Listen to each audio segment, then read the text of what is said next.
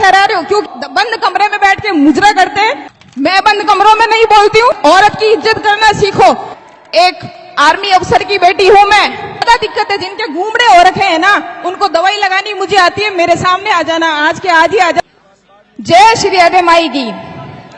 सबसे पहले एक जयकारा सब आप लोगों के नाम, और आवाज जालोरी गेट तक जानी चाहिए। जब इतनी दूर दूर से यहाँ तक आके भीड़ इकट्ठी कर ही दी है, शक्ति प्रदर्शन कर ही दिया है, तो जालोरी गेट तक तो आवाज पहुंचाओ। जय हो प्रजापति समाज। खाना खा लिया भाई साहब, थोड़ा जुनून रखो। जब इतनी दूर से आए हो, जय हो प्रजापति समाज। मैं सुधा प्रजापति, मूल निवासी बीकानेर से, आपके जोधपुर की मैं बहू हूँ, आपकी बेटी हूँ। मैं एक ही बात कहना चाहूंगी कि जब भी कोई भाई बंधु, चाहे किसी भी पार्टी से हो, किसी भी संस्था से हो, किसी भी कार्यक्रम में अगर अगुवाई करे, क्रांतिवीर बने, तो उसका सहयोग करे, टांग ना खींचे। और जिनको मेरे से और नारायण भाई से ज्यादा दिक्कत है, जिनके घूमड़े हो रखे हैं ना, उनको दवाई लगानी मुझे आती है। मेरे सामने आ जाना, आज के आज ही आ जाओ, निपटारा कर दे।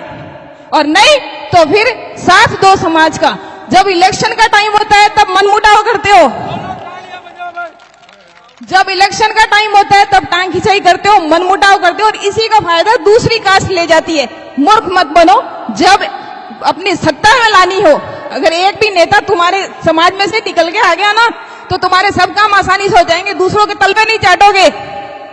मैं औरत हूँ, 9 महीने एक बच्चे को कोख में रखा है, जन्म और मृत्यु को परे करके मैंने एक बच्चे को जन्म दिया है। आप लोग माँ की वजह से हो, अपने आप नहीं पैदा हुए, इसलिए औरत की इज्जत करना सीखो। और उन समाज के जुमलेबाजों को मैं कहना चाहूंगी जो बंद कमरे में बैठ के मुजरा करते हैं, एक औरत के चरित्र पर अंगुली उठाते हैं, मेरे सामने आ गए तो उनका चरित्र उतारना मुझे आता है। मैं बंद कमरों में नहीं बोलती हूँ, मैं जनता में बोलती हूँ। इसलिए आप मुझे इज्जत दो, मैं आपको इज्जत दूंगी। आप मुझे साथ दो, मैं आपका साथ दूंगी। नारी शक्ति से बड़ी कोई ताकत नहीं है। और समाज की औरत अगर आगे आती है और आप लोग उसकी इज्जत उतारने में, उसको चरित्रहीन कहने में अपने आप को मर्द साबित करते हो, तो तुमसे ज्यादा निर्लज्ज कोई नहीं हो सकता। वो शायद यहाँ आए नहीं है, पर मेरा वीडियो बना के उनको भेज देना। हिम्मत हो तो विजेश में मेरा रेजिडेंस है, मेरे से आगे रूबरू हो जाना। और पवन जी भाई साहब ने शिक्षा के क्षेत्र की बात की थी। 2 दिन पहले मेरा जोधपुर में राज्य स्तरीय प्रतिभा सम्मान समारोह था। प्रजापति कुंभकार महासंघ राज्य स्तरीय प्रतिभा सम्मान समारोह, ये दूसरा था मेरा प्रयास, जिसमें मुझे रोकने की काफी कोशिश की गई। मैं इन जपेड़ों से डरती नहीं हूँ, मैं अपना काम खुलेआम करती हूँ।